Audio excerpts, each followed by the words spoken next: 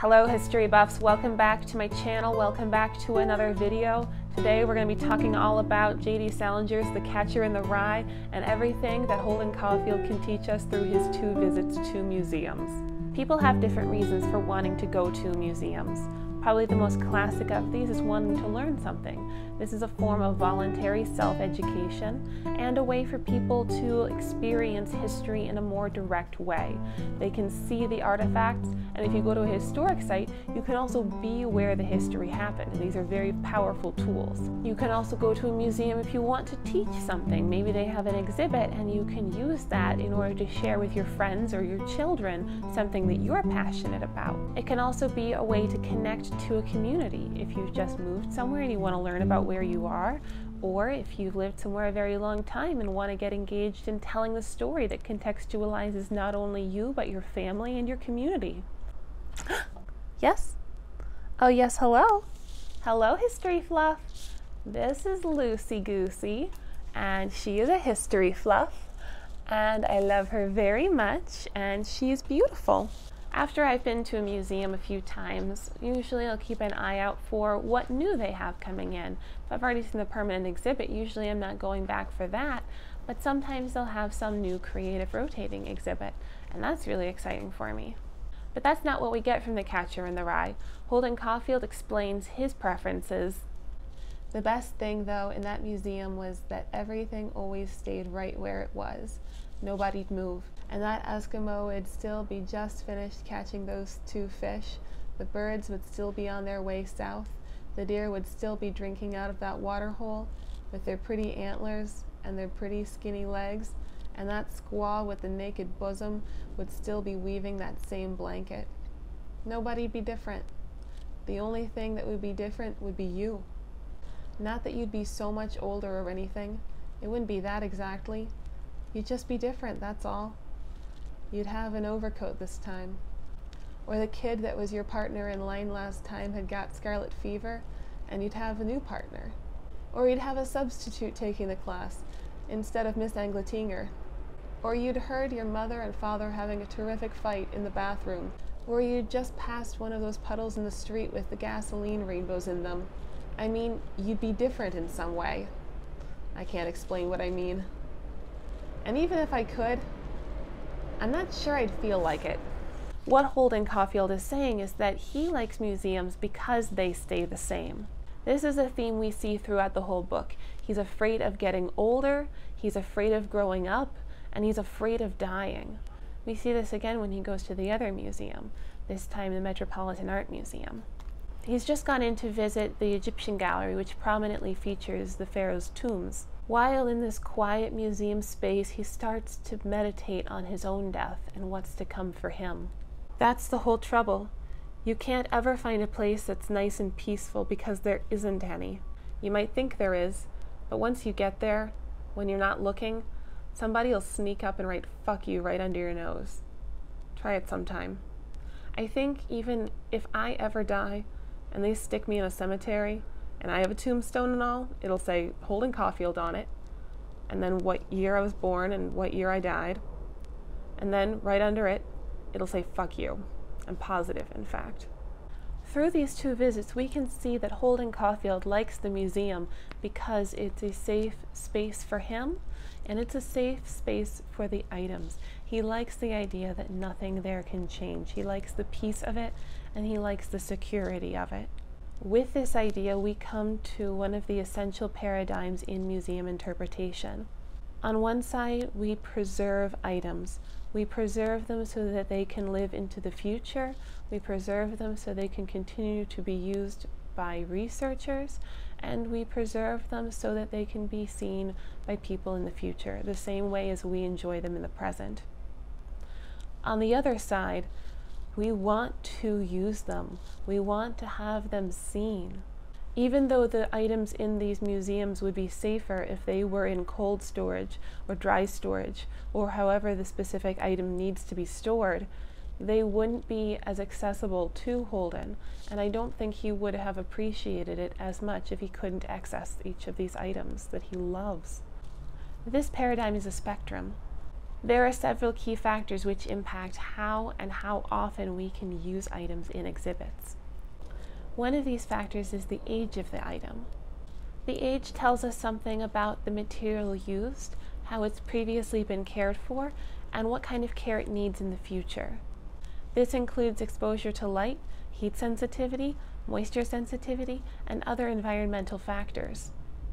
The importance of an object will also have a big impact on how long they can stay on exhibit.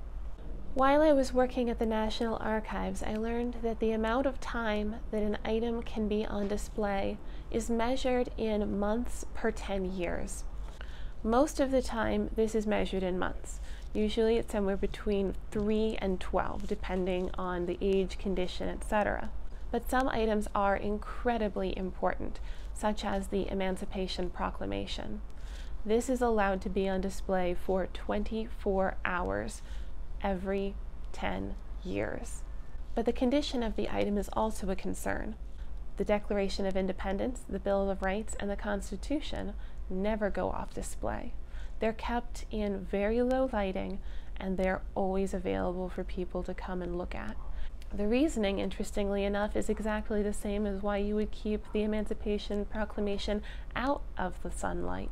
They're so important that we want to be able to access them all of the time. Because they're already in bad condition, there's no harm done keeping them in very low lighting. But even so, that low lighting is important because deterioration is another key factor. Both felt tip pen and highlighter ink are easily damaged by the light, and so this is going to drastically reduce the amount of time that they can stay on exhibit. There's nothing particularly special about something that was penned in the 70s or highlighted 10 years ago, and yet it's easy to damage, and so it cannot stay on exhibit as long. Of course, deterioration can go the other way. Sometimes items are on a timer and you can't slow down their decay.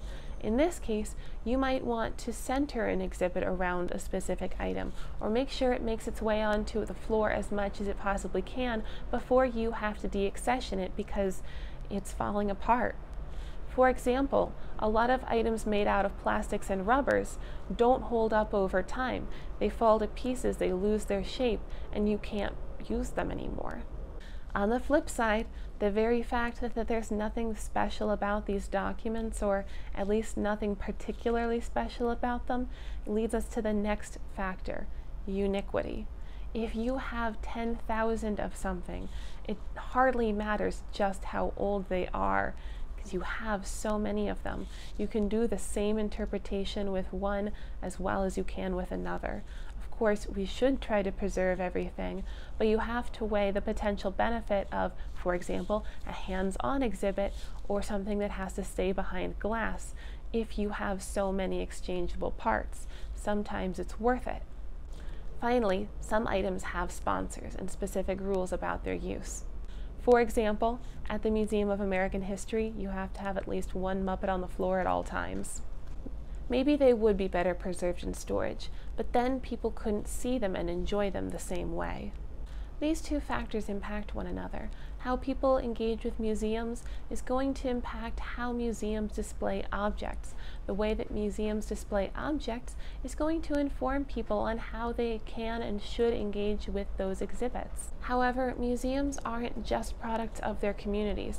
They also have their own institutional histories to take into account. This leads us to part 2, race in the museums. Tombs can be a beautiful expression of grief, loss, and anxiety about what comes next in a world with a mortality rate holding steady at 100%. The pharaoh's tombs that Holden sees at the museum are no exception. They are ornate, they are beautiful, they are artistic, and this is one of the innate qualities of human beings, is that artistic interpretation of what is on the inside. Things get a little shadier back at the Natural History Museum. So let's go back and read about the exhibit Holden likes so much. I loved that damn museum. I remember you had to go through the Indian room to get to the auditorium. It was a long, long room and you were only supposed to whisper. The teacher would go first, then the class. You'd be 2 rows of kids, and you'd have a partner. Most of the time my partner was this girl named Gertrude Levine. She always wanted to hold your hand, and her hand always got sticky or sweaty or something. The floor was all stone, and if you had some marbles in your hand and you dropped them, they bounced like madmen all over the floor and made a hell of a racket, and the teacher would hold up the class and go back and see what the hell was going on. She never got sore though, Miss Agletinger.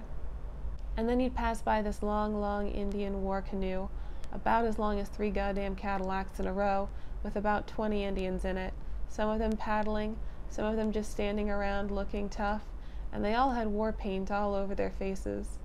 There was this one very spooky looking guy in the back of the canoe with a mask on. He was the witch doctor. He gave me the creeps, but I liked him anyway. Another thing, if you touched one of the paddles or anything while you were passing, one of the guards would say, "Don't touch anything, children." But he always said it in a nice voice, not like a goddamn cop or anything. Then you'd pass by this big glass case with Indians inside it, rubbing sticks together to make a fire, and a squaw weaving a blanket. The squaw that was weaving the blanket was sort of bending over, and you could see her bosom and all. We used to sneak a good look at it, even the girls, because they were only little kids, and they didn't have any more bosom than we did. Then, just before you went inside the auditorium, right near the doors, you passed this Eskimo. He was sitting over a hole in the icy lake, and he was fishing through it. He had about 2 fish right next to the hole that he'd already caught. Boy, that museum was full of glass cases.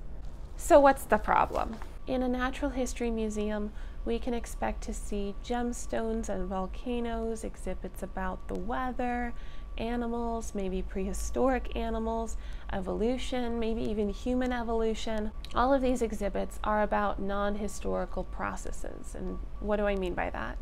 I mean, these happenings have no narrative. They have no contextualized understanding of themselves or their place in history. Non-historical. And yet, all people are historical. We understand ourselves in a continuum of people who are past and people who are future. So why in this museum do we have Native Americans presented in the same way that we have the birds flying south and the fossils of animals we used to have and prehistoric ancestors who came before us? This is a big categorical problem of institutionalized racism in the museum world. I kind of can't believe I have to say this, but Native Americans are not non-historical entities with no control over themselves, their communities, or their environments. They also aren't animals like the other exhibits in the museum. Yet the framing of the museum implies both. But that was 75 years ago, right? And surely things have changed from then to now? I hoped so, but when I took a look at the website, it was even worse. I was on their main exhibits page, scrolling through the different categories that they did exhibits on. And it's been a while since I've been there, but a lot of it was what I would expect. There were butterfly houses and gem exhibits, and then I got to a very troubling page. In the science world, human communities can be studied through anthropology. This means going to a community and learning about their ins and outs, how they work, how people think, how they live. This is a totally legitimate and very cool way to study humans. Where it gets a little bit fuzzy is where you have halls dedicated to Asian people, African people, South American people, North American people, and suspiciously absent from the anthropological studies of this museum are communities of white people. This is a very problematic framing. White people are not even scrutinized through anthropological studies. This frames the white person as the scientist, as the viewer. This is the white gaze. These are different communities, not as they see themselves, but as a white collector, curator, exhibit designer sees them. Part of that framing shows them as prehistoric, non-historic, and non-human. This isn't a problem that is specifically within this natural history museum. It's a more general problem of where we draw the line between natural history and human history. Because humans are animals who evolved from animals over time, and because we now exert more pressure over our natural environment than ever, there is a tie between us and the natural histories. There is also room to study humans with a natural historical or a scientific gaze. Again, anthropology is a very cool way of looking at human civilizations. This means that there's hope for natural history museums to get it together. Major changes can be implemented in order to reframe the way that we view humans in natural history museums. Number one, we can talk about human evolution and we can talk about our relationship with the great apes, but there should never be an exhibit where it's all people of color, white people are exempt. That is a problem. And number two, any scientific work done on people should include all people. There should be no framing as white people are the scientists, white people are the curators, and we study the rest of the world. Yes, encyclopedic museums tend to be a Western phenomena. This is part of colonization. This is an imperial impulse to put ourselves outside of the world and to study it and to control it and to control the story about it. This is an imperialist impulse that we need to fight back on and curb, and part of that is making sure that we are part of the exhibit and that we are studied as well. I can understand where people would want to push back on this, especially if it's what they're comfortable with and what they're used to and what they've always known. But I also think it would be interesting to see my own race studied through a neutral or a non-white lens. Part of being an effective institution is keeping up with the times and reflecting back on one's own institutional history and baggage. This is certainly the case when one reads a book from 75 years ago, is shocked by the contents, does a little research to see if anything has changed, and finds out that nothing has. But of course things are changing, even if it's sometimes a little bit slow. But people are already having this conversation about museum ethics and what it means to be a good museum institution. I've cited some of the ideas in this video, and I'll link down below the articles that I used in order to research this topic. Thank you for joining me in this video about the Catcher in the Rye and what it can tell us about how people use museums and how museums function as institutions. Let me know your thoughts and your solutions down in the comments below, and until next time, make history.